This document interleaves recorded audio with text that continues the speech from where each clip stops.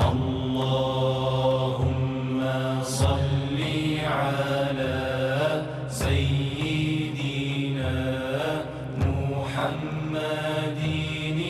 nabiyil ummi wa ala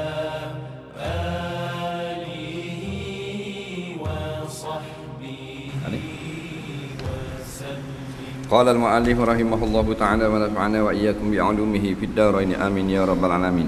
Kata pengarang rahimahullahu ta'ala, ada kalanya lelaki yang ada ia daripada orang yang berbuat ibadat yang zahir juga, seperti semayang dan naik haji dan lainnya, daripada segala ibadat yang sunat, padahalnya tiada baginya lelaki jalan dengan ibadat yang batin, dan baginya gerak dengan berfikir dan dengan cita-cita hatinya, dan hanyalah ada amalnya itu, iaitu amal engkau daripada dengan mengerjakan semayang, atau bukan engkau tu, anggota, amal anggota dengan mengerjakan semayang atau naik haji atau perang sabilillah atau lainnya, daripada segala ibadat yang zahir, maka amalnya bagi ahlinya dan anaknya dengan berusaha menghasilkan rezeki yang halal bagi mereka itu, dan berdiri dengan mentarbiahkan mereka itu, serta sabar ia akan kesusahan yang demikian itu, iaitu lebih afdal daripada segala ibadat yang lazim bagi badan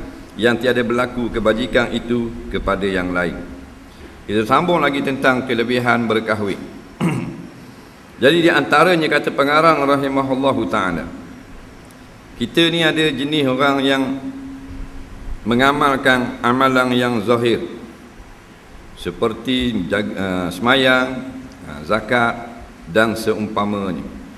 Dan ada orang yang mengamalkan pula ibadat-ibadat yang dibangsakan kepada batin, seperti tafakur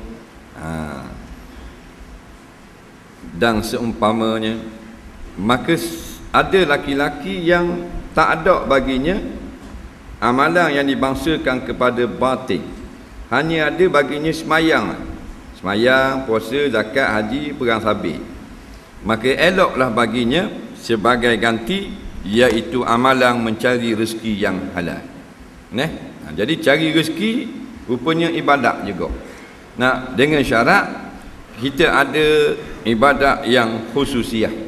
Ibadat dua, ibadat khusus, ibadat umum. Ibadat umum ini tidak diterima melainkan telah kita selesaikan ibadat khusus. Ibadat khusus ni contoh semayang 5 waktu. Ibadat umum ni seperti kerja jabat, cari rezeki, niat kerana Allah, jadi ibadat juga. Tapi kalau main kerja jabat saja niat kerana Allah, semayangnya tidak, tak jadi ibadat lah. Nak jadi ibadat, kerja ibadat, kelaut ibadat, gaus ming buat ibadat, mestilah amalan-amalan yang wajib ada, jangan kurang. Termasuk amalan yang berpahala banyak, iaitulah mencari rezeki dan susah payah mentarbiah anak isteri. Semua tu pahala belaka. Batu paling penting sekali berimam. Faham? Imam penting kali. Batu dalam 3 ilmu hak fardu ain, ilmu tauhid dulu. Nampak? Ngaji Quran kediang. Sah batas sembahyang kediang. Tauhid dulu. Maknanya biar betul dulu akidah. Bila betul akidah, barulah sembahyang diterima. Barulah maknanya cocok duri pun boleh pahala. Barulah maknanya kita duduk tengah panas ban di hujang naik motosikal dok dang nak nusuk kat seduh, boleh pahala juga. Atas setiap kesusahan, atas dasar ada dah tapak, iaitu iman.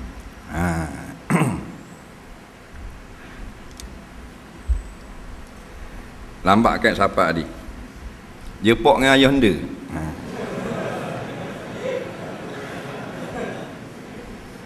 Kenal ayah anda? Apa dia?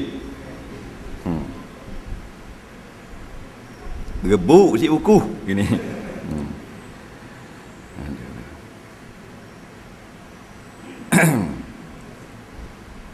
Iaitulah mencari rezeki yang halal bagi mereka itu, bagi anak bini. Betul dah orang kata ni cari rezeki ni ibadat kau. Tahu dah, semayangnya dah. Main cari rezeki saja. Tak jadi, mesti ada semayang dulu. Kerana semayang adalah teras ataupun tiang bagi agama. Bila ada semayang, akidahnya sahih, setiap yang kita buat kerana Allah boleh pahala. Pakai baju boleh pahala, pakai lipa boleh pahala, naik motosikal boleh pahala, duduk tengah panas boleh pahala. Ni duduk saja malam ni dak berjudi boleh pahala tak? Dak berjudi tu boleh pahala juga. Bukan siapa kat tempat berjudi je tambuh dak ni dak pergi buat maksiat boleh pahala dah atas dasar beriman.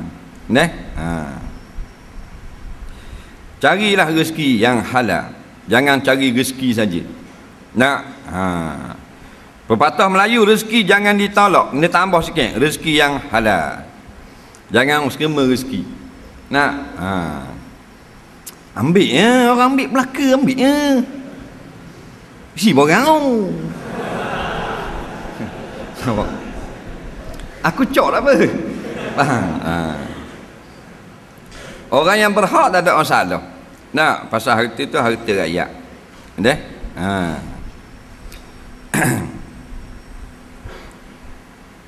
Orang yang tak berhak tak boleh pasal hak rakyat.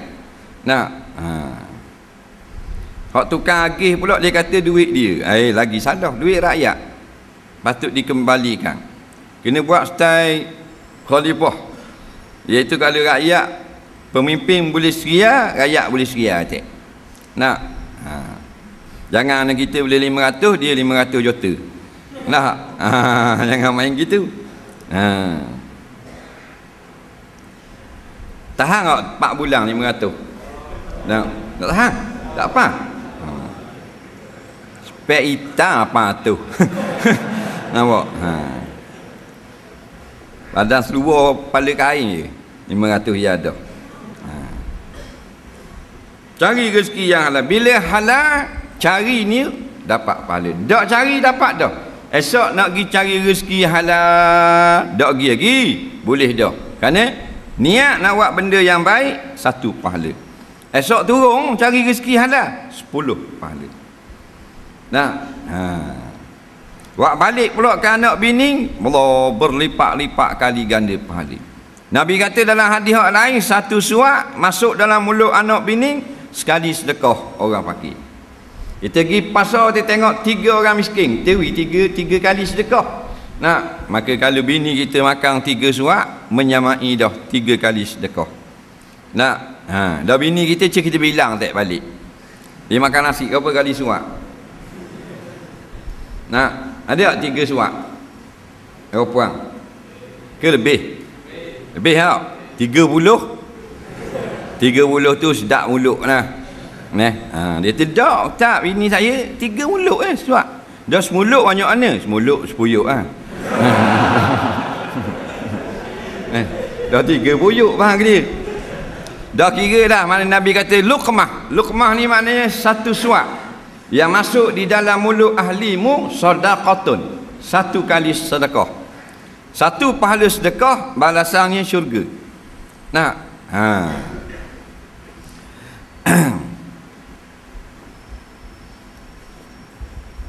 Tapi jangan pula bila tengok orang susah kita tak bersedekah, tak berderma surau masjid, tabung-tabung jihad apa.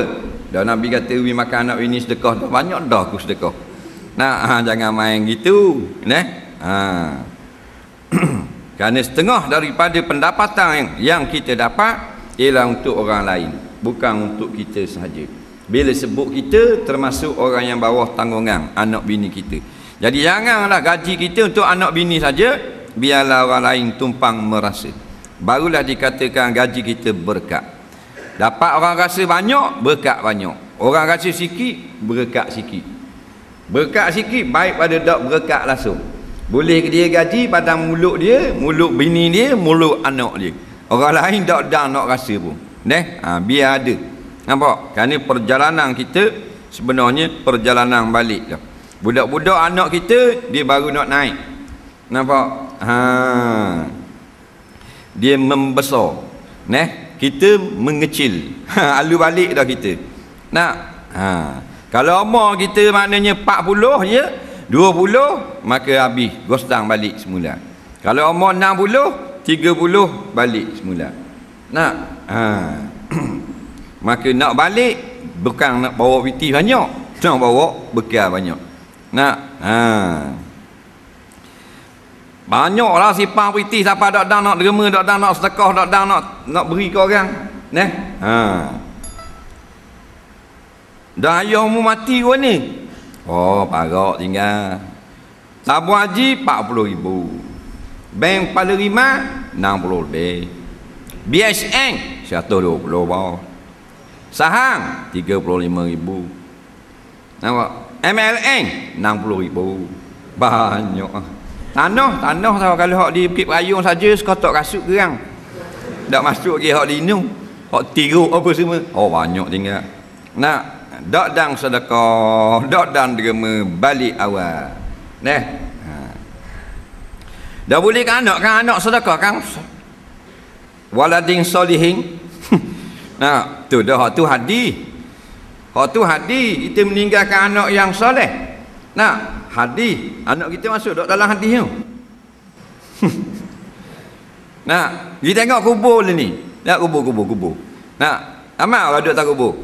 Ada. Tu zaman 2012, 2040 kita bahang tanah lagi. Tak ada terus kubur. Tidakkan kubur dah masa tu. Pakai letup. Nak. Mayat abur ramai-ramai mati pum letup pakai ada. Lugar tengok kubur gitu. Dan ni 2012 tak ada lagi dah kubur. Betul tak? Ada dah. Nah, dah zaman anak kita lagi gitulah kau berat. Nak? Ada kita. Maka labus sudah. Nak, kerana anak kita, bini kita belum tentu. Nak digunakan harta faraid yang kita tinggal untuk kebaikan kita belum tentu. Hak kita sahih senang, hak kita derma, hak kita sedekah. Nak, hak tu pasti dah.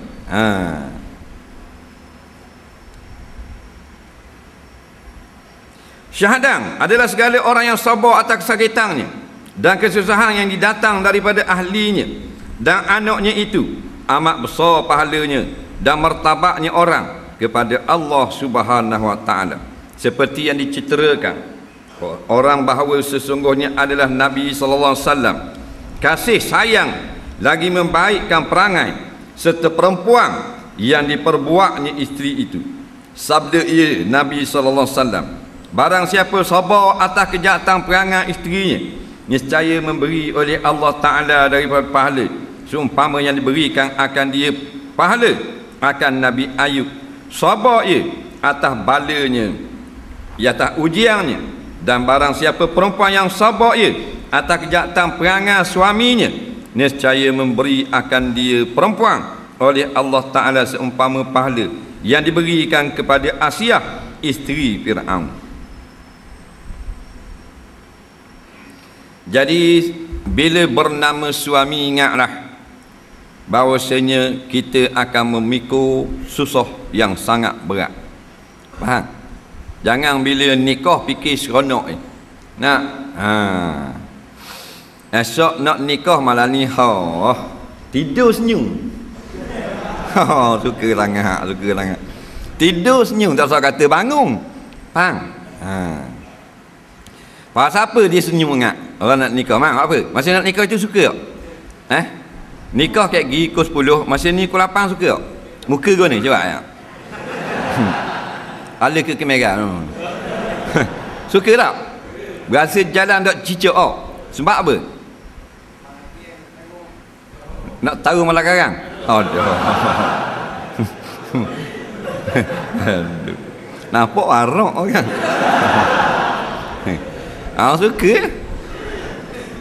Suka belaka. Tak? Sukalah. Sing ada sing. Masa hari nak nikah. Masang awak muka. Senyum. Manis. Ngamaknya kalau gula bergalu. Manis je. Bergalu-galu. Tu. Pasal kita tak tahu. Nak, ni ada sama kilo. Senyum. Dah boleh bini dah. Sama je. Suka kau? Ya tak mau. Bagian pelabur ada mau.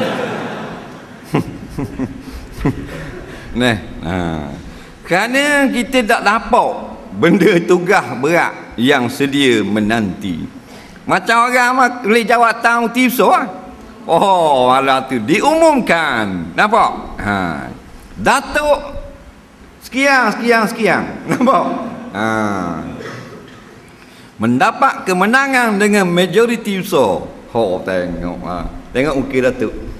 Memang dia jadi besar minggu depan akak supah. Tengok muka ni. Manis tak? Manis letih-letih suka. Esok orang junjung ni. Dah malam tu orang lambung dah. Dah umum menang kan orang lambung kan Datuk. Piung pak piung sambung. Piung hotlah piung dak sambung. Bawa itu. Datuk pula yo suka ngak. Apa dia suka ngak? Pasal saya tak tahu kala. Faham tak? Kalau dia tahu takut lah. Macam Sina Waka bila dilantik menjadi khalifah nangis. Takut tang tau. Nampak api neraka tau. Nampak saat jawab di hari kiamat kat gigi. Takut dok lepas jawab. Kita ada ke?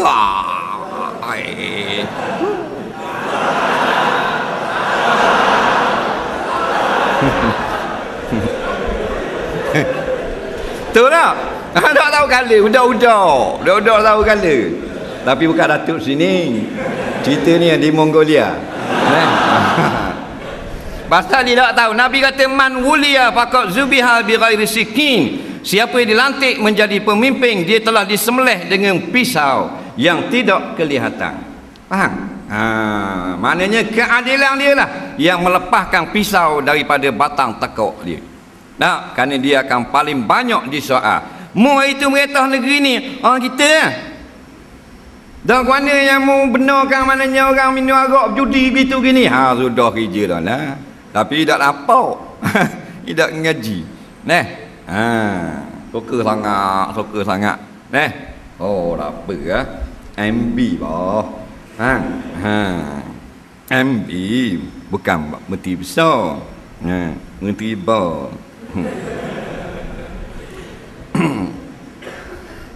Maka seorang pengantin lelaki dia bimbang setelah dia berjaya menjawab akad nikah, maka dia bernama suami. Takutlah dia. Kerana apa? Kerana hadis Nabi. Hadis mana? Iaitulah kullukum ra'in. Semua kamu wahai suami-suami, ra'in adalah orang yang menjaga. Wa kullu ra'in, dan tiap yang bernama suami, mas'ulun an ra'iyati, akan kena tanya daripada orang yang dia jaga. Nak orang apa? Takut tang lah nak jawab nikah. Nak dah rapuan gitu kok. Tak tahu kala ke. Nak esok nak nikah malam ni tengok anak dara. Esok nikah tu malam ni anak dara manis muka. Nyanda di wacong gas.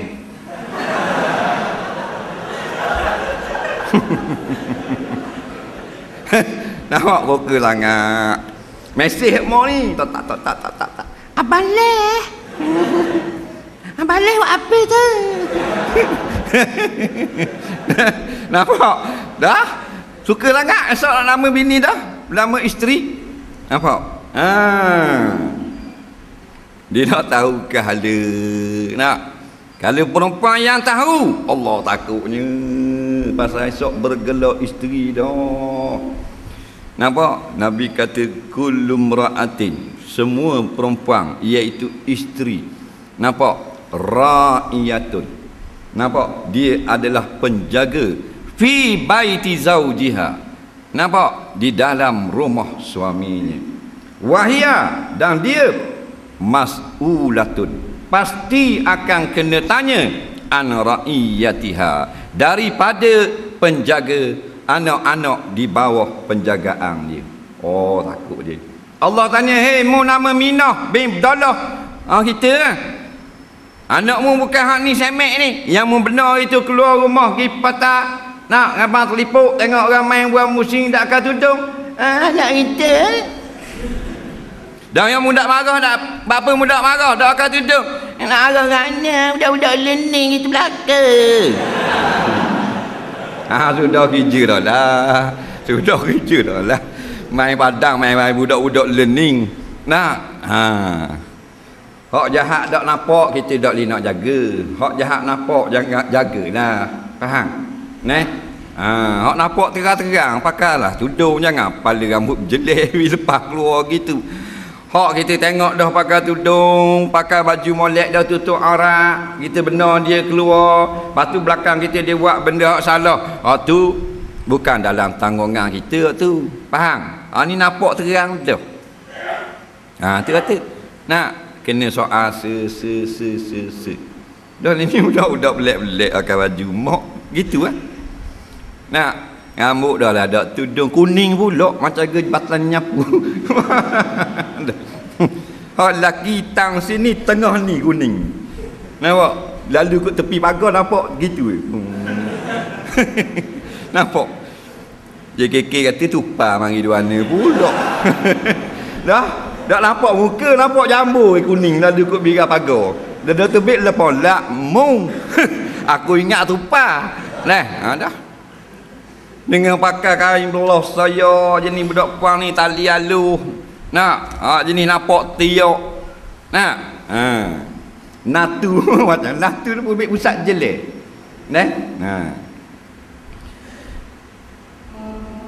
Jangan ni mak jah piye orang puang kat moh-moh nampak pusat moh kan luar. Lah natu aku tu. Kahwin baru ni orang Kuala Lumpur. Lah natu mu. Aku ingat anak Dayak. Dah pusat jelek. Anak awak gua ni. Anak luar pendek, laki luar pendek. Orang luar pendek buat tidur. Buat naik motor. Aduh. Nak ada kata apa? Dengan luar ketak, dengan hak punggung pui nampak. Hak seluar tak nampak punggung pun nampak bekas punggung. Hak baju kecek pakai. Umur 18 tahun pakai baju hak saiz 13 tahun. Gak bersepai-sepai tubik lah perut. Nampak? Tubik macam-macam barang hak dak watuk tubik. Dia apa dah? Tengok anak puang makan luar ketak lagi jalan patah dengan rambut dak tudung dak kata apa. Dah mudak marah mek anakmu. Dengan luar ketak dengan punggung pui tu dak lalu kat orang. Awak mana orang lain ni? Nampak? Pasing dia dah. Kita dulu lain kita. Orang lain ni main orang lain ni khapuk isuti. Di muka naki. Baru menyanda di kubur. Mana boleh main orang lain ni gitu anakmu kan? Lenih tak ada peduli. Depan matamu wajib membuku, tutup aurat baru boleh tubik. Dia tubik, dia molek tutup aurat, belakang kita dia buka, kita tak tanggung waktu. Faham? Ni hak depan mata. Tak marah sikit. Habis kuat molek luar. Apa sebing? Kata gitu kata gitu kan nak. Molek ke jenis luar. Molek engak luar gitu. Tak marah gitu lah. Anak pun tubik. Beli mana? Luar ketak itu. Beli kat kemas je. Pulak dah. Tak payah tubik luar ke puang ke bodoh kan? Bukan body kacir, body Lamborghini. Faham? Ropuang Tuhan buat ni daripada ujung rambut pada ujung kaki, perfection dia panggil. Side mirror lawa, bumper lawa, ring lawa, steering lawa, pedal brake lawa. Seksi belaka Lamborghini, betul tak? Ada hak dak lawa. Beli setir Lamborghini Diablo, bayar 8 juta, berapa sampai rumah. Ada kena tukar kedai. Pergi kedai Batu Nang mula tukar side mirror, side mirror wira sabah. Ada. Arah puang itu. Dia tu comel dia tubuh badan boboh dengan baju lawa dengan luar ketak pula suruh hara habis orang. Lalu kot depan dulu nak tengok pakai gitu, kau lupa learning depan surai Papa Hasan. Tok Imam, Tok Bila, Tok Siok duduk atas dekat depan surai duduk sembang. Lalu awek punggung gitu. Ketuk. Tok Imam gitu.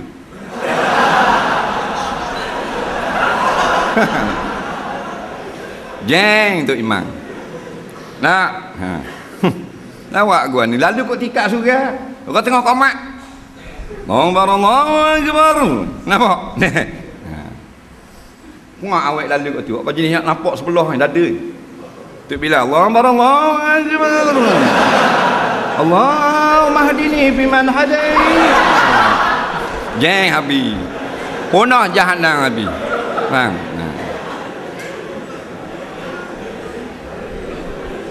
Sungguh, ia fitnah tak tak?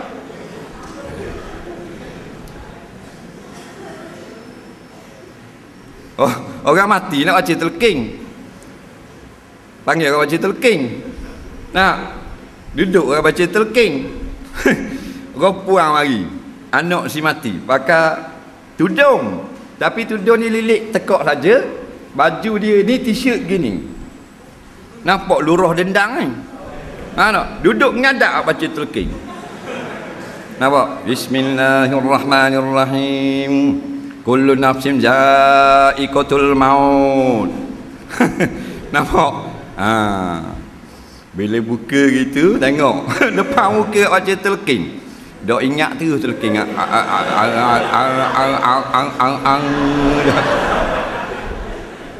Sungguh berlaku dah. Akulah tu gitu.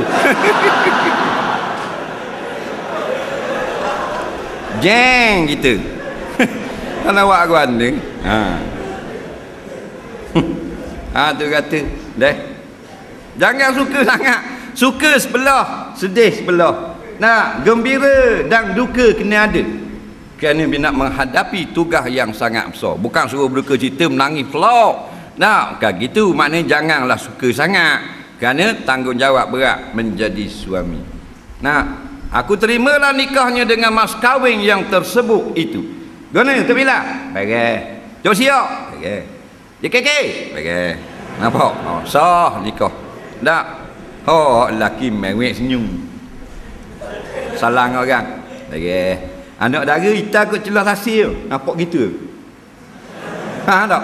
Oh, suka angkat kaki gedik kata. Apalah. Nampak? Ingat tu kamu sekarang telah pun sahih menjadi suami kepada si fulanah. Nampak? Kata Tok Imam. Suka sangat. Faham baik. Kita kahwin dengan perempuan tu bukanlah sebenar-benar. Nampak? Suka belaka. Dialah sebenarnya rima kau. Faham tak? Dia akan kekal kita. Dialah ular king cobra yang akan patut kita pagi petang. Betul tak? Tu kau puan. Dia kekal laki dia. Kekal dengan mulut. Bang. Itu sifat kau puan. Pasal tu hawi dia lemah serba-serbi, tetapi mulut Power Ranger terus. Dah. Nyak mu kahwin dengan puan, jangan suka saja. Mu kahwin dengan penipu besar. Mu kahwin dengan orang yang akan menyusah kamu. Mu kahwin dengan orang yang tak cukup pangsok mu. Mu kahwin dengan orang yang tidak mensyukuri apa yang telah ada. Mu kahwin dengan orang yang akan curi ketek pitihmu masa mu berak kayak gini. Faham tak? Mu kahwin dengan orang yang berjanji palsu. Faham? Itulah hakikat seorang isteri. Betul tak?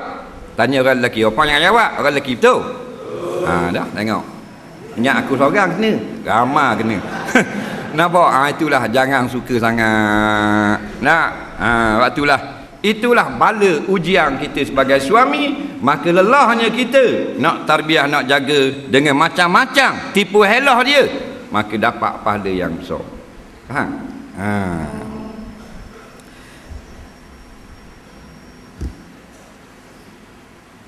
Tengok muka dia. Tangan dia nak marah. Molek masih malam nyambuk lawa. Malam nyambuk, suami masuklah bilik. Dia duduk kat katil tepi, tak duduk atas katil. Ada duduk atas katil. Atas katil dia duduk macam tayak akhir. Tangan bubuh atas lutut, berina apa kat ni. Nampak? Masa tu manis muka. Kita buka kita, Assalamualaikum. Dia muka ges pampok muka. Perempuan comel lah tu, manis muka, dengan biliknya siap, dengan rasanya Allah, dengan bau sedap. bawah batas bunga melor, atas batas mayang pandang. Oh, memang malam pengantin. Nak boleh 2 tahun nikah. Mana mak? Agak nana. Apa? Rumah aku tu lah. Apa? Buat pula. Nampak? Itulah apa. Susah tak kita? Susah tu sabar, boleh pahala. Kerana kita kahwin sebenarnya dengan orang gila. Dah. Dia kata tak apa, kita ikut dia boleh sakit. Beli abang beli pula. Macam-macam penyelewengan menyebabkan ekonomi kita teruk. Ingat ni abang beli pas ni dah saya beli dah nah. Tak ni alah dah nak beli dah. Aduh, tak apa lah kalau percaya pada. Faham tak? Memang beli pula. Habisnya rombok habis dengan dapur, dengan siling, dengan latang, dengan papan habisnya rombok habis. Bagi kata rumah kontraktor dia bagian pecah rumah. Faham? Dia kontraktor bagian buat rumah. Tapi ada lagi kontraktor yang lebih besar. Bapak kontraktor. Apa dia? Bini kontraktor. Sebab apa? Rumah kontraktor diri dia pecah. Dia baki juga pecah dapur, pecah kabinet. Dia bagian main. Dasar kata bagian halaman depan, bagian dapur. Bang buat kabinet baru. Ni kita buat puyuk, ni kita buat beseng, ni kita buat pinggang, ni bagian rok sudu, ni nak buat ni. Dah bukan 15 riyal kau. Nampak? Ni asal mozek kat atas pula. Habis 15,000. Tahu tak? 15,000. Masak tak? Tak. Bagian tu saja. Bila nak tukar mocek, janji pas hari-hari nak tukar mocek. Seming tu tak boleh jalan. Dia jadi bekok keting. Dia tukar mocek. Hak mocek dah pasang tai. Parah. Itulah hakikat seorang isteri. Nak tak? Ada. Tak bini tak boleh. Tak ada orang nak jaga kebajikan makan ke darah kita. Bini pening kepala tak salah. Sabar je. Biarlah bini. Itu sunnah. Tahu tak dia memang menyakitkan kita. Sabar. Dia teruk pada anak kita lagi. Bagian beli. Anak kita beli 5 riyal cukup tak? Kalau nak pergi kedai, beh dah, whisky-an, nampak. Bini kita, mang nak pergi Medan Jaya ni, terwi whisky-an, boleh tak? Dia tanya kepala kita di sini air. Nampak sikit, ya. 50-nya belabek, 50 boleh dah. Air kata gitu pula. 500 bang. Biarlah susah-susah pun biarlah. Kerana dia dapat pahala. Kita cari duit susah, habis ke dia boleh pahala pula orang bayar. Tengok dia pergi beli barang. Tengok supermarket. Faham? Dia tolak troli. Kan dia troli. Jangan kalau boleh jangan dia troli. Bayar gaga sudah, gaga. Gaga tak boleh bawa embel berat. Troli sedap dia tolak kan. Tolak saja tak apa. Nampak? Dia hak bagian tangan bayar. Hak ni tariknya.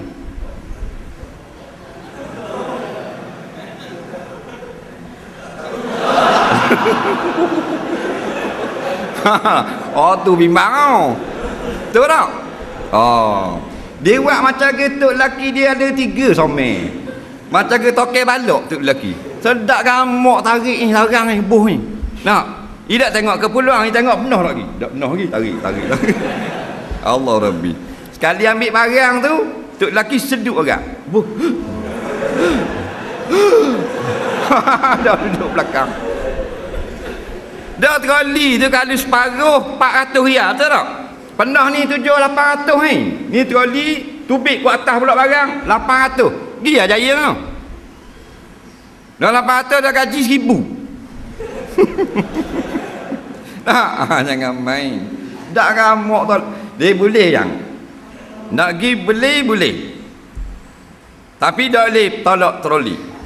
Ya, kita tolak nak tolak ke? Tolak saja. Jangan ambil barang, tolak saja. Boleh. Kalau ambil barang jeng, biar kita ambil. Faham? Kalau dia tolak jeng kita. Berarti usah tak apa. Nampak? Kena cak ayang. Tak tarik penuh. Dia siapa kat cashier, dia panggil kita. Baik. Dah mau penuh, mau bayar lah. Dah. Tak nak bayar kita. Obik lah habis kelepar.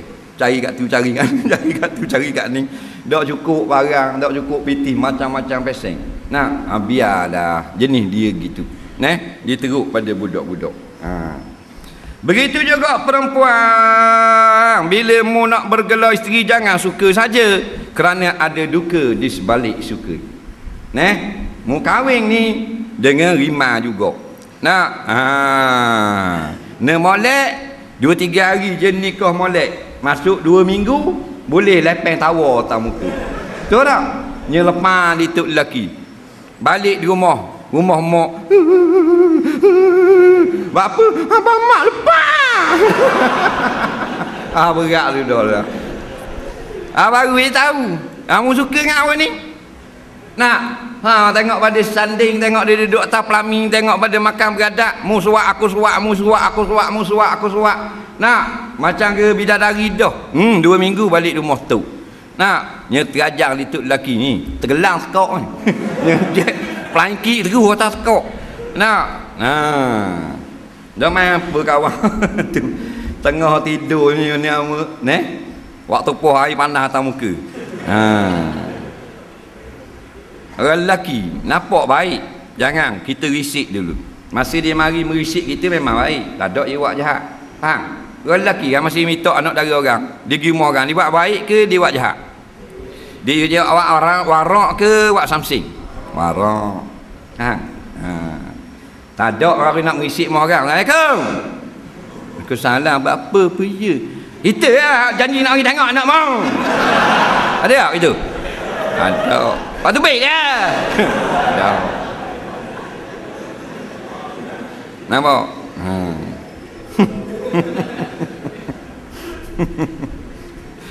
Tu kita kan lelaki tak? Assalamualaikum. Waalaikumsalam. Apa dia ni? Kita lah janji kan nak tengok anak makcik mana ni. Jangan masuk. Apa khabar makcik? Aduh. Duduk bergaluh je. Minum air bang. Tak apa makcik.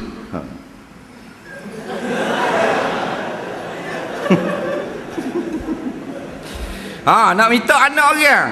Faham? Boleh 2 bulan nikah, ni sepak terajang, ni jek macam-macam peseng. Ni tanya kepala sembang ni dalam sing. Dia kata, batu jinakkan isteri kamu. Daripada rima biar jadi kucing. Faham? Bila jadi kucing maka menggembirakan kita.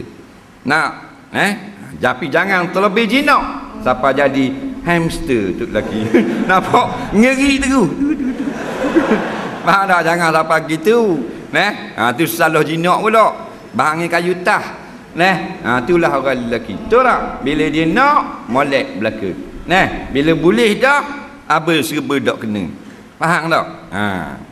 Masa nak nikah dia puji lawa layu ni. Tak lawa manalah saya. Lawa, saya tengok lawa.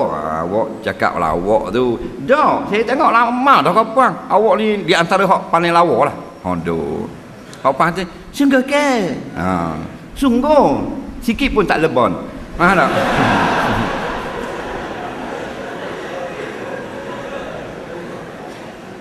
Baik, kita tubuh kita naik sikit. 3 hari nak nikah. Tak apa, naik ke kuru ke, gemuk ke. Abang sayang tau. Bila-bila abang sayang. Aduh. Bila anak 2, dah anak 2 orang puang. Dia tak pandai jaga body. Orang nak wi kopek anak, akak kepala anak tu.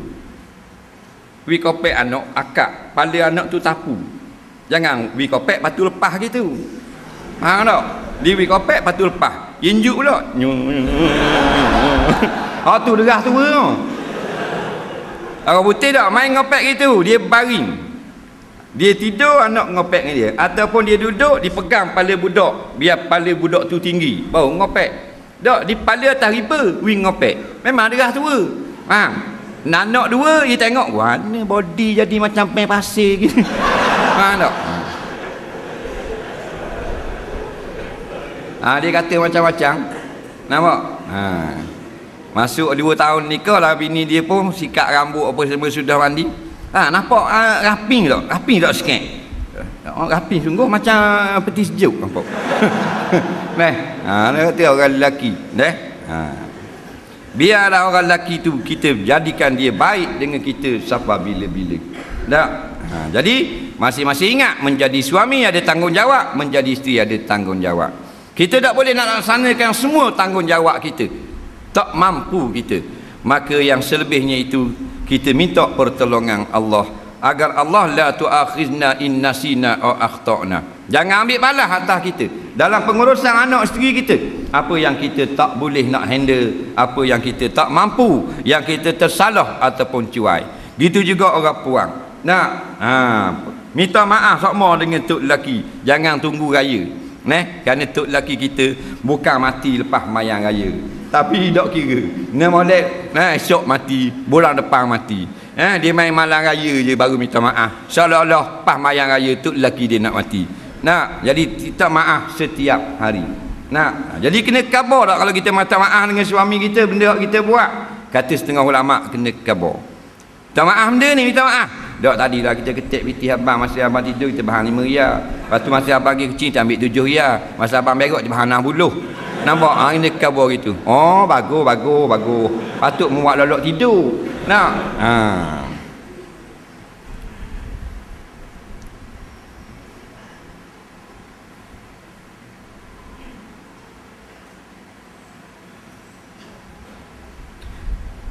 Dan sesiapa yang menjadi susah dengan sebab isteri dia akan diberi pahala sabar Nabi Ayub alaihi salam. Nabi Ayub Allah balakan dia dengan sakit dan dia sabar, maka pahala besar dapat juga kepada suami-suami yang sabar dengan kerana isteri dia.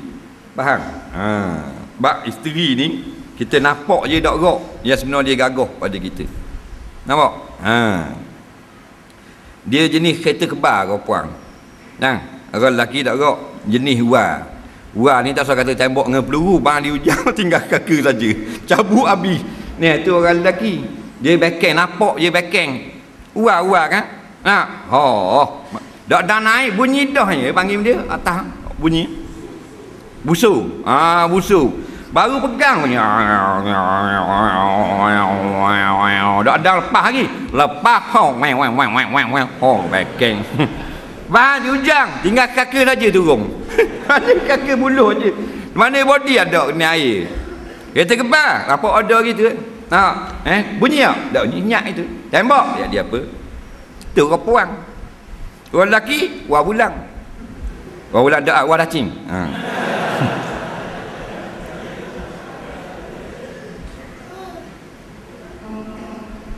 Tengok kalau kita marah ke orang puang.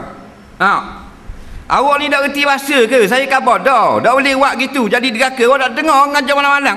Awak tak pergi surat apa dengar. Dah dalam tali besen dia khabar dah kan? Macam-macam ustaz ngajar dalam tali besen khabar ni tak boleh deraka tok laki jadi haram, jadi masuk neraka kena azab kubur itu gini. Awak tak dengar kan ni kerah kepala ngak. Kereta kebal. Hidup situ tak ada apa dia. Kita tembak berapi M16. Jadi apa? Tu bisa dia. Bisa. Dia pun dah kita tembak banyak ngak 400 ti peluru, dia tembak suti. Bang harang masuk syurga. Cuma lagi. Nengung itu. Tak. Tu orang lelaki bunyi wang. Tak gerak cetong. Ekor yang warna-warni. Tak gerak cetong sekarang. Allah Rabbi. Maka gitu juga isteri yang sabar dengan bodoh dan jahat laki dia, main sepak terajang, main pelawak, main dak balik rumah, main janji nak UBT, dak UBT, main cakap besar untuk lelaki, macam-macam kena menyusahkan isteri. Janji nak UBT, dak UBT, pinjam PT bini, pinjam kelang bini, dak bayar sekarang, maka dia dapat pahala sabarnya Asiah isteri Firaun. Isteri Firaun, Allah, Firaun ni raja yang paling hebat.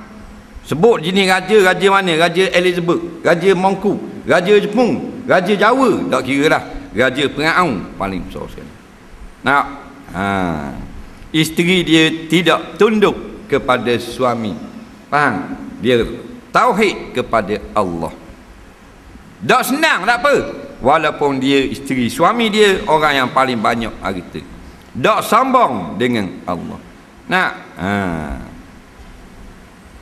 Maka dapatlah pahala isteri Firaun bersabar kepada mana-mana isteri dalam dunia ni ya, yang disusahkan oleh suami. Orang ramanya hak jenis tinggal dak cara siang pula nak besarkan anak. Nak hak jenis pandai cakap saja, dodo bini kerja, laki dak kerja sekarang. Masa tunang itu dia main projek ke bawah projek tu projek ni. Nak kereta pinjang, lebong tua. Nah, jenis ada kak jenis gitu.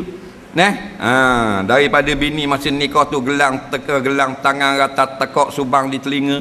Nikah dengan dia dah tahun lecing barang kemah bini gadab golok bayar hutang laki. Nak sabar.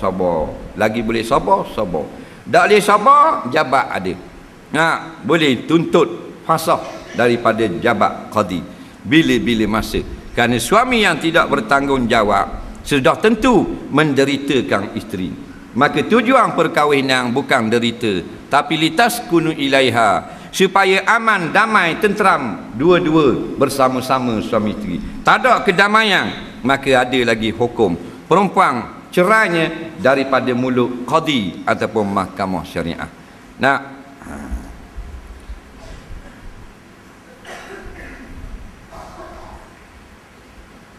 dan kata Imam Ghazali, wallahu a'lam. Kita tengok soalan.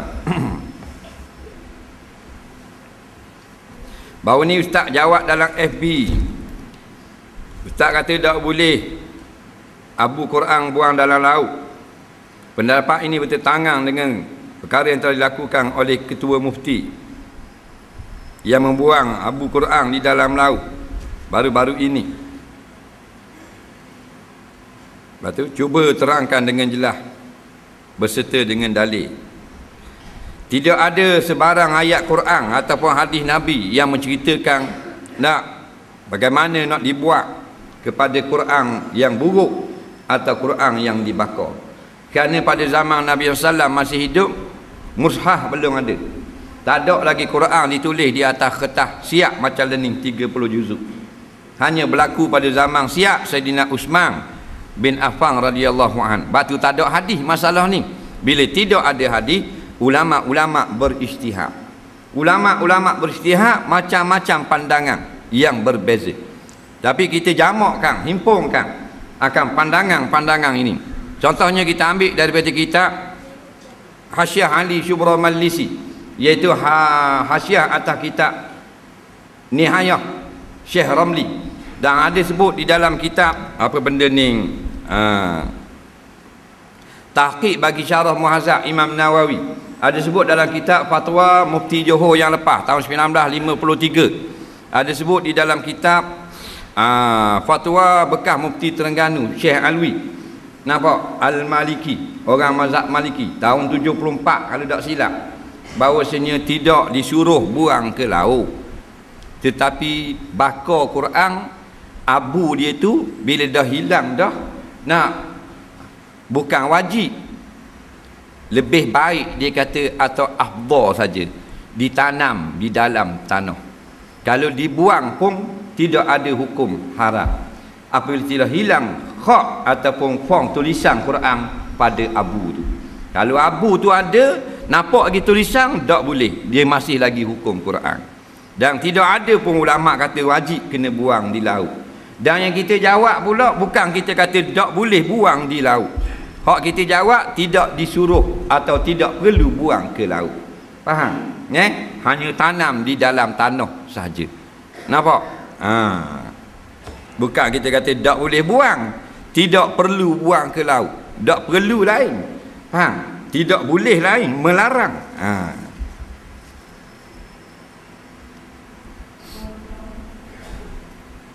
Keutamaan muslimat dalam perjuangan, adakah ia satu kemestian?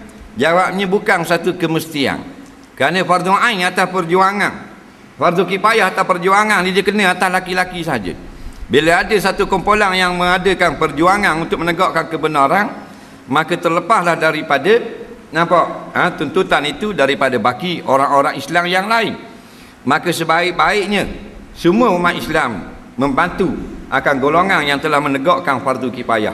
Semua atas jalan laki-laki belaka. Ada para perempuan cuma tidak ada salahnya mereka membantukan perjuangan atau peperangan umat Islam. bukan kewajipan di atas mereka sebenarnya, atas laki-laki.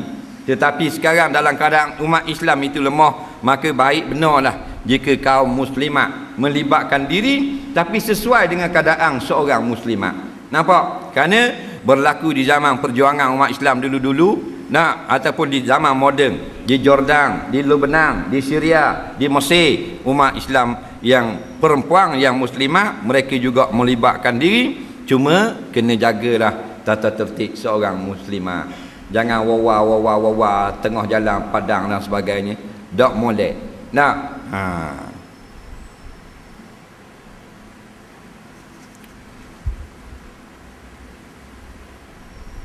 Perlukah semua amalan mesti bersandarkan nas dan hadis atau cukup mengikut amalan orang ramai? Jawabnya, amalan bukan ikut orang ramai, tapi dia bersumber kepada 4 perkara. Yang kita tengok tulis di masjid di surah, Al-Quran, hadis, ijma' dan qiyas. Faham tak? Al-Quran Allah Ta'ala, hadis Rasulullah, ijma' dan qiyas ulama'. Jadi semua nak ada ayat Quran, maka pilihan raya ada ayat Quran tak? Tak ada. Hadis tak ada juga. Faham?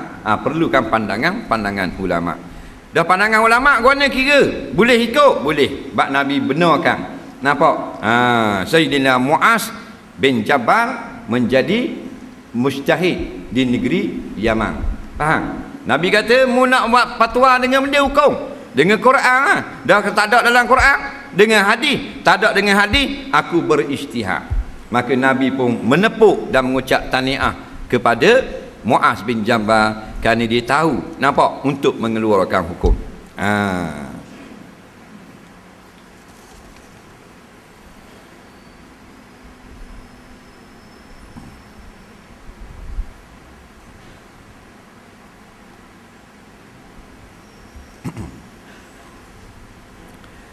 Saya tanya dalam Facebook tapi ustaz tak jawab, sedihnya hamba. Bukan tak mau jawab, tapi tak dang. Kita jawab 100 siapa soalan. Jawab 200 siapa soalan. Jadi kita hanya mampu jawab 30 atau 40 atau 50 soalan sehari saja. Bukan kerja-kerja duduk ngadak FB semua. Banyak kerja lagi. Jadi hak sempat kita jawab. Dak benda panggil dak simbong molek tu. Dia kata ada orang dia buat buku, lepas tu dia larang apa benda ni, cetak buku tu. Sedangkan ulama dulu tak larang pula. Jawabnya, mana-mana kitab pun dia ada tulis dah, bukan kata buku. Dia kata haqqu tab'in mahfuz. Faham? Hak mencetak terpelihara. Bukan kitab Muslim ke, kitab Sahih Bukhari ke, kitab apa benda tafsir ada tulis tak? Huququt tab'in, hak mencetak mahfuzah, mana terpelihara, mana wajib dengan izin. Dan kalau kita cetak, kita nak buat belajar, setengah ulama kata boleh, dah kata haram, kita buat niaga. Orang tu mengeluarkan belanja, lepas tu kita ambil atas angin modal, maka kita pun cetak buat niaga. Betul tak? Untung atas kesusahan orang lain. Mengambil untung atas susah orang lain haram ke halal? Jelas dah situ. Faham? Jadi kalau setakat mu nak ambil ilmu, kitab ni tak ada jual sini. Tak apa lagi awak step. Tuang kitab bakit pada masyarakat tidak arah kamu. Dah tersebar. Tapi bukan tuang kitab yang keluar belanja. Mesin cetak, jabat cetak. Keluar belanja tak? Keluar belanja. Opah orang kita ambil original, kopi jual. Nampak? Ada situ gurur, tipu daya tu. Soalan seterusnya, apa hukum jika langkah bendu patut diamalkan dalam masyarakat sebab kawan saya tak dapat kahwin? Tu sebabnya mak dia suruh abang dia kahwin dulu. Abang ni pula bab nikah perah, lambat nak nikah. Betul ke amalan ludah air 3 kali kiri sebelum tidur amalan sunnah Nabi Muhammad SAW? Jawabnya, tidak ada pun pantang larang langkah bendu di dalam syarak. Siapa yang ada jodoh, dia berkahwin dulu. Tidak boleh mana abang kata aku lagi aku tak kahwin, mu tak boleh kahwin. Tapi kita ni maknanya jenis budaya dulu, agama kediam. Syarak nombor 2, nampak kebangsaan, kebudayaan kita dulu. Ini silap orang Melayu. Nah, siapa adik tu nak kahwin, tak boleh kahwin. Apa? Pasal abang tak kahwin-kahwin. Lepas tu abang jenis tak kahwin, nengung gitu 48 dah umur dah adik kau ni. Ini kata budaya yang tak patut nampak kita amalkan dalam masyarakat. Kerana berlaku zaman sahabat Nabi kahwin, adik tak kahwin, abang tak kahwin lagi, kakak tak kahwin, adik kahwin dah. Tak ada masalah sikit pun. Tak ada mana-mana hadis kata hendaklah dia kena ra'i abang dia dulu atau kakak dia dulu. Faham? Lepas tu mak pula tak benar. Ni pula satu benda yang kacau dalam masyarakat, kerana mak berkuasa dalam bab nikah kahwin anak. Padahal mak tak ada kuasa, tapi kita telah beri satu kuasa pada orang yang tidak layak, maka jadilah huru-hara dalam masyarakat sekarang. Ayah setuju, mak tak setuju, jadi tak nikah? Tak, kerana ayah tu dikontrol oleh mak. Nah, dia lupa hukum syarak. Mak tak ada hukum dah dalam bab memberi persetujuan. Nah, ayah ada benda tu mak dia. Mak sama. Mak ni ada kawan nak kahwin. Ayah setuju, anak setuju, hak lelaki setuju, hak puan tak kena. Mak dia. Pasal apa? Pasal dia kata hak lelaki tua sangat. Berapa tua? 39. Hak puan 27 tahun. Dah 27 dah lewat. Lewat dah, tapi dia kata tua sangat. Carilah mana kalau 27 cari 30, 32 mak uwi lagi, 39 mak dah uwi. Lepas tu kan ni putus. Faham tak? Jadi orang tak boleh nak nikah. Dan kan dalam keadaan sekarang kena kahwin awal, betul tak? Zaman nak penuh dengan fitnah. Ni pasal apa? Pasal masyarakat tu sendiri telah menyerahkan kuasa kepada ibu, dan kan ibu tak ada kuasa. Akhirnya ibu ni yang dia tak ada kuasa, boleh kuasa, maka dia lupa diri. Dia telah duduk pada tapak yang sebenarnya bukan untuk dia, maka dia pun gila kuasa. Dia tunjukkan kuasa dia. Ni yang berlaku pasal dia tak layak memberi walak. Nampak? Dia tak boleh jadi pemimpin kan? Yang dalam soal ni, dalam kira lakon benda, kalau jodoh itu baik di sisi agama, mak memberi tak beri, nikah. Lepas tu tak restu, dah balik dah nikah. Dengar soal restu. Dalam kes perceraian baru-baru ini, 80% yang bercerai adalah dengan restu ibu. Daripada 100 perceraian, 100%, 80% yang direstui oleh ibu bercerai. Faham tak? Dah tu restu ibu, dah mana cerai kau?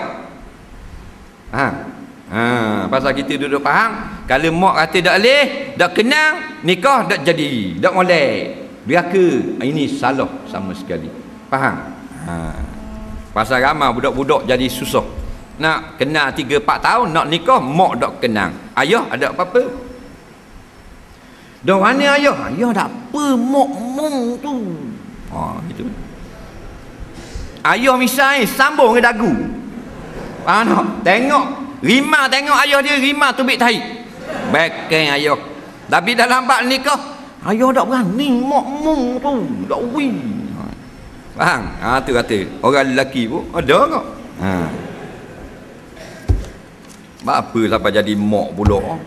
Lain dia kata ayah kita tak setuju, maka datang hukum syarak. Kalau ayah tak setuju, berpindah kepada wali abad. 3 kali tak setuju, wali hakim. Faham tak? Dia ada dah keterangan-keterangan untuk membantu pengantin perempuan berkahwin. Bila ayah tak setuju. Buka kitab fiqh dalam bab wali. Dia kata, dan jika wali iaitu ayah pengantin perempuan tidak bersetuju, maka berpindah kepada wali abad. Pindah ke adik-beradik wali, pindah ke anak saudara, pindah ke pak saudara. Tak ada kitab fiqh yang menyebut dan jika ibu tidak setuju. Tak jumpa ni kitab kata. Tapi guana berlaku masyarakat bila ibu tak setuju, tak boleh nikah. Mana kita telah menyeleweng jauh daripada syariat Islam. Betul tak?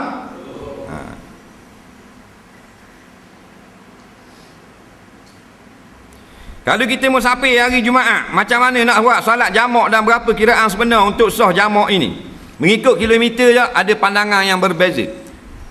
Di antaranya ramai yang mengira lebih kurang 89.998 km, lebih kurang 90 km, atau jaraknya 56 batu. Dari sini kepada Bukit Bau Dengung. Nak pergi ke Paka lebih pada 56 batu. Bolehlah jamak qasar. Tapi hari Jumaat boleh jamak Jumaat dengan asar, iaitu jamak takhir saja. Jamak takdim saja. Lepas sembahyang jemaah, jangan tunggu berdoa dengan imam. Naik sembahyang asar pula. Assalamualaikum warahmatullahi wabarakatuh. Assalamualaikum warahmatullahi. Bangun terus. Boleh qomat dan bangun. Allah, aku sembahyang fardu asar qasar. Jamak takhir tak boleh. Sembahyang jemaah dalam waktu asar sekarang. Tak boleh. Dia seorang sembahyang jemaah.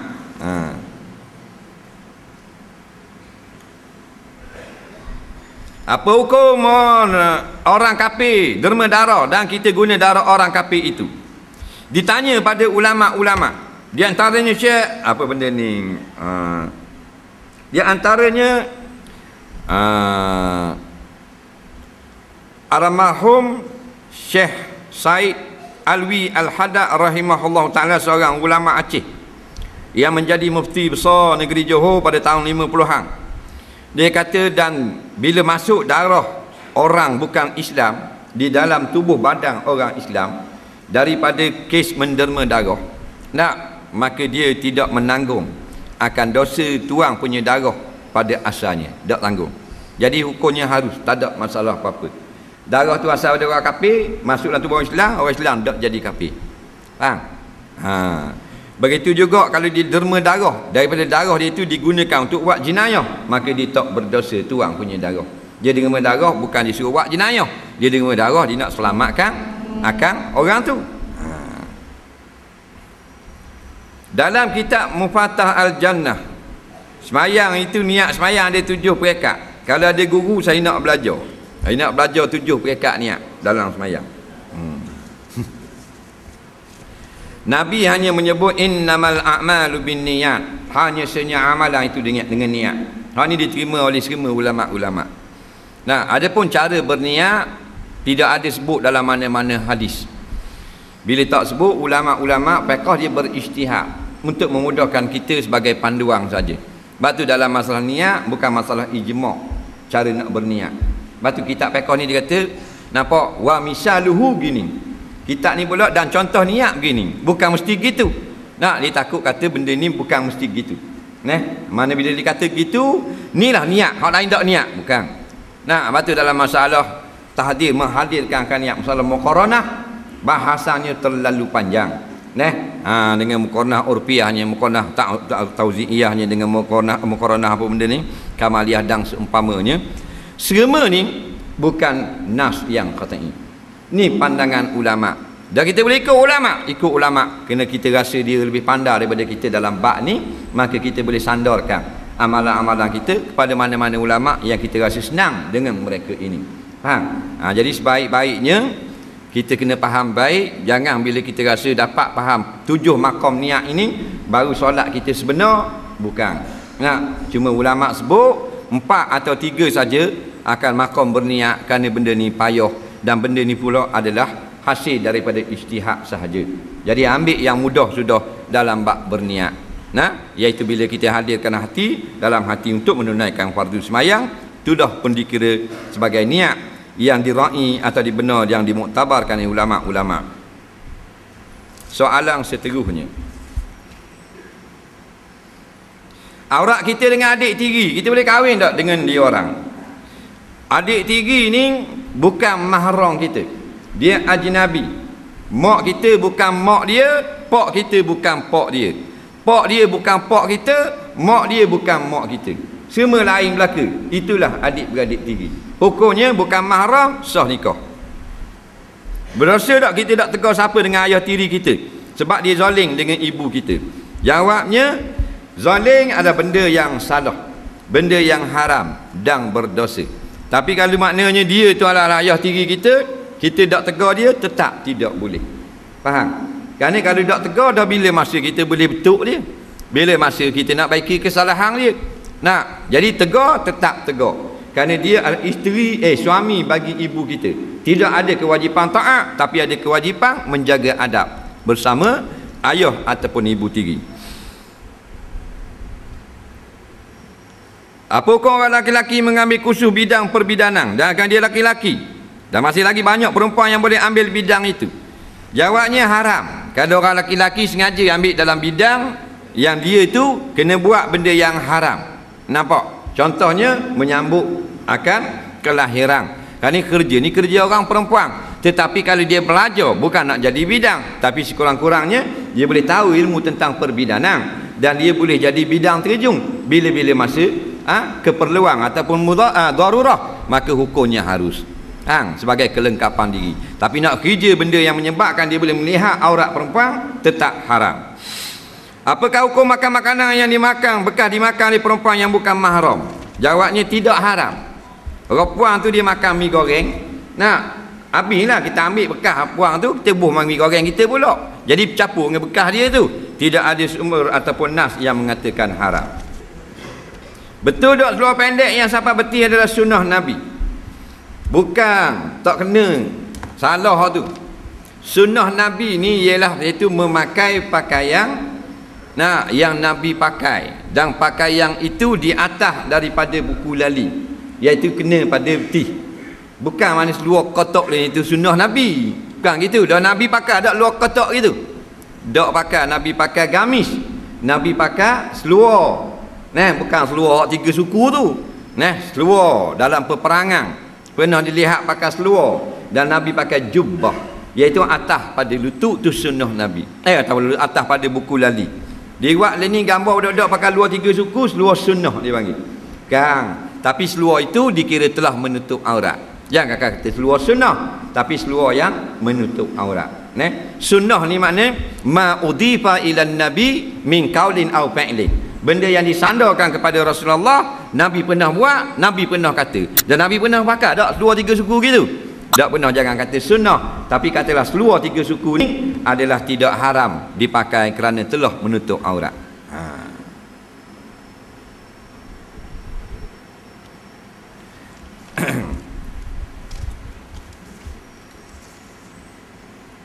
Hukum iktidak ada 3 semuanya, dan salah satunya tidak berada dalam keadaan kosak. Apakah maksud ayat tersebut dan faham? Tak faham sekarang.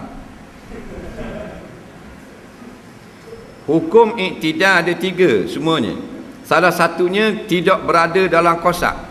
Kosak ni pula. Tak je dengar lagi hukum tidak berada dalam kosak. Kitab mana yang sebut ni?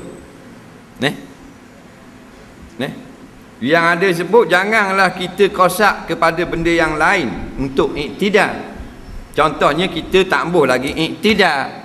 Umpamanya, faham? Kawan kita panggil, Assalamualaikum, Assalamualaikum, kita mayang dekat tikar. Kalau kita berkiang dia nampak. Tapi kalau kita rokok dia tak nampak, dia tak panggil juga maka kita bangun itu nak suruh dia nampak.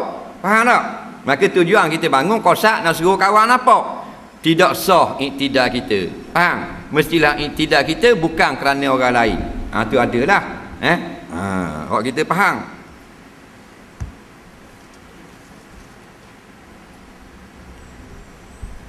Adakah benar kita dibenarkan untuk berkapa sekiranya kita niat membuat isteri? Sebab tu kata dalam masalah ni jaga hukum. Amalan lain, hukum lain. Kalau yang dikatakan berkapa itu berkembik ke sana kemari, tak boleh. Yang dibolehkan kita mencintai seorang perempuan untuk dijadikan isteri. Maka kita cinta dia, dia cinta kita. Tu boleh. Tapi bila kita mencintai untuk jadikan isteri, bukan makna kita boleh berkapa. Dengan maksud berkapa di sini yang berlaku zaman sekarang, iaitulah bebas ke sana kemari. Bukan.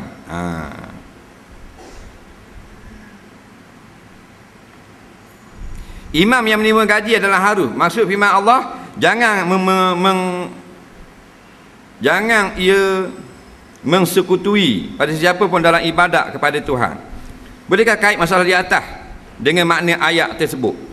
Jadi ada orang kata jangan kamu mensekutukan Allah dalam beribadat kepadanya, maka dikata haram ambil gaji. Tak ada kena-mengena langsung. Faham tak? Mensekutuai Allah ni dia semayang jelas. Nampak? Umpamanya menyembah berhala, maka dia buat syirik kepada Allah. Atau dia mengaku ada ketuhanan yang lain. Atau dalam beribadat itu maknanya kerana tok nenek, atau sembelih kerana apa ni? Kerana kubur, kerana apa? Ni yang kata syirik dalam beribadah. Ada pun dia ada pendapatan dengan sebab dia menjadi imam dan sebagainya, bukan syirik. Kalau syirik, sesatlah Sayyidina Uthman bin Affan. Kerana yang fatwa halal ambil gaji ni Sayyidina Uthman. Ni yang terkenal panggil fatwa sahabat, menatu Nabi.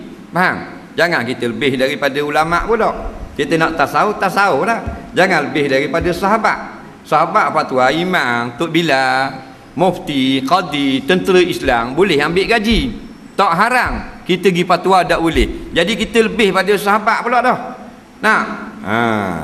Tapi kalau Tok Imam tu dia semayang bukan kerana Allah, kerana gaji, maka dia telah mempersekutuai syirik. Nampak? Bukan syirik besar, syirik khafi. Menyebabkan amalannya tidak ada pahala, gaji saja dapat situ. Nah.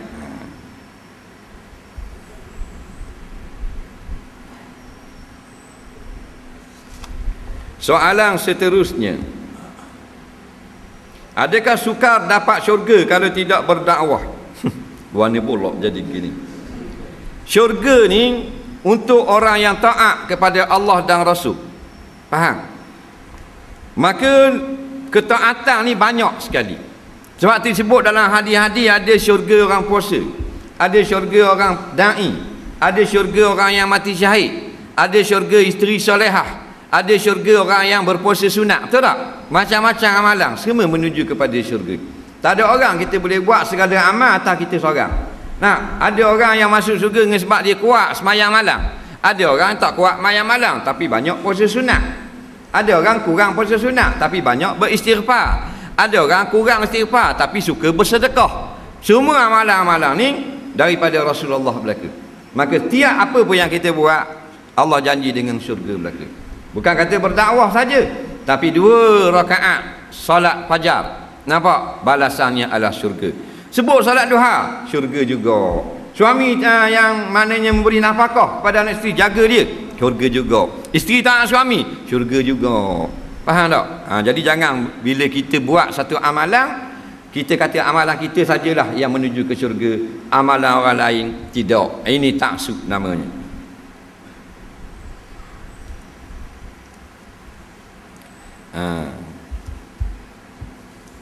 Sikit ke dah.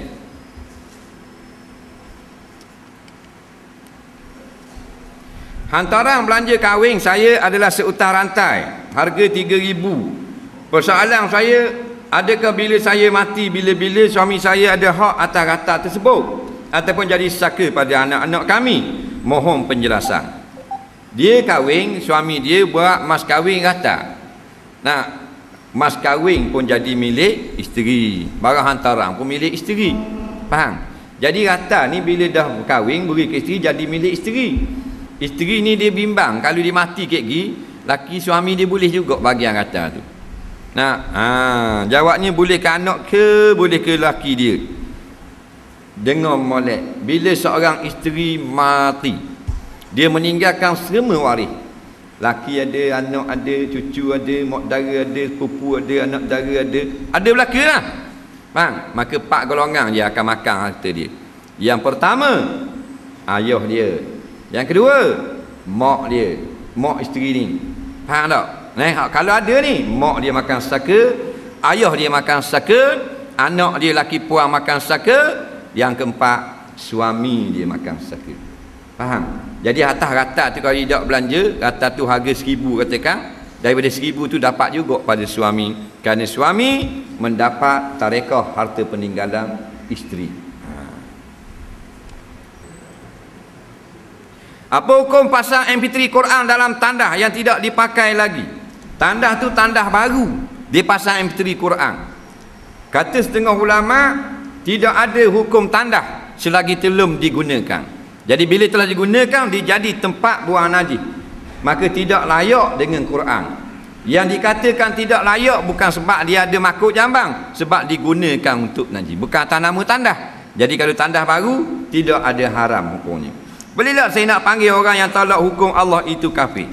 Jawabnya tak boleh, kerana Allah buat 3 jenis dah.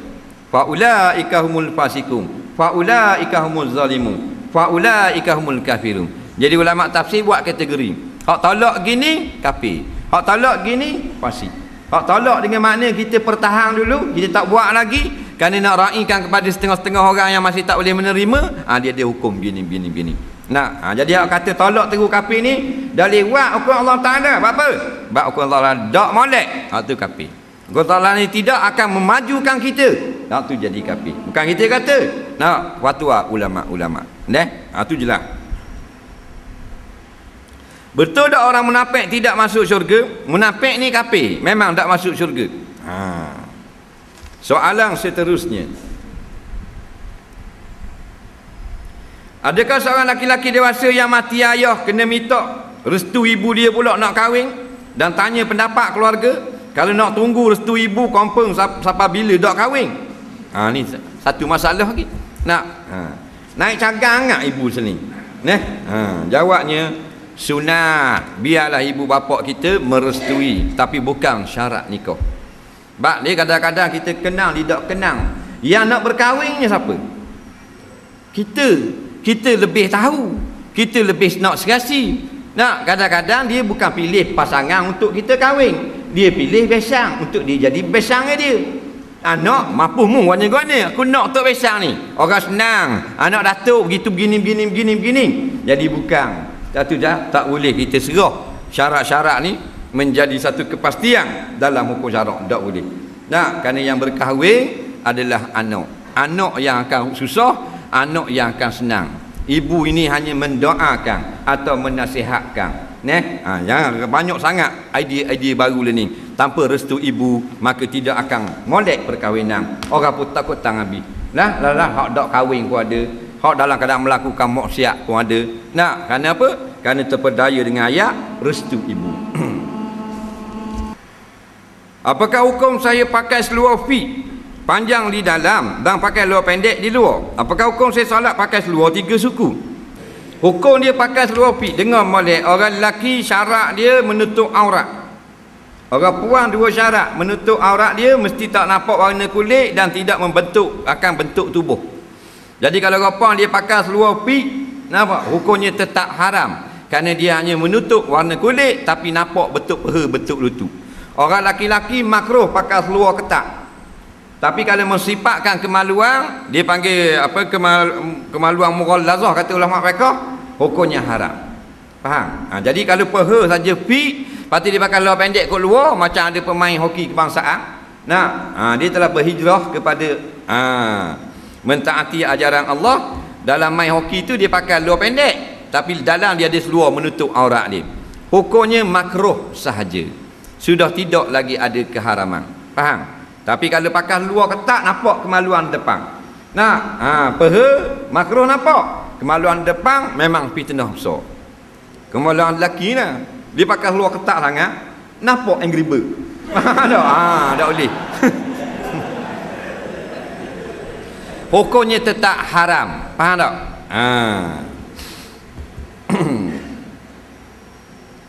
Batu hak kerja jabat, pakailah seluar hak longgar-longgar supaya hukumnya harus. Kalau pakai luar ketat, dari belakang nampak bulat punggung dia, makruh. Nampak? Nampak bentuk punggung bulat ni, makruh. Nampak kemaluan depan, haram. Apa hukum saya solat pakai seluar tiga suku? 3 suku ni gua ni. Biar faham baik. Iaitu kurang suku daripada penuh. Maka luar dia panjang ni, lutut kat ni. Ni setengah. Sampai dengan lutut 3 suku ni ada setengah lagi, suku lagi. Jadi sekat peti. Keluar kat peti ni kan. Luar hip-hop. Poket neleh macam orang nak berok. Faham tak? Tutup aurat tak? Tutup, hukumnya tidak haram lagi. Wallahu a'lam. Bismillahirrahmanirrahim. Allahumma anfa'na bima 'allamtana wa 'allimna bima yanfa'una. Rabbana zidna 'ilma. Rabbana atina fid dunya hasanah fil akhirati hasanah wa qina adzabannar. Sallallahu sayyidina Muhammadin wa ala alihi wa sahbihi wasallam. Walhamdulillahirabbil alamin. Assalamualaikum warahmatullahi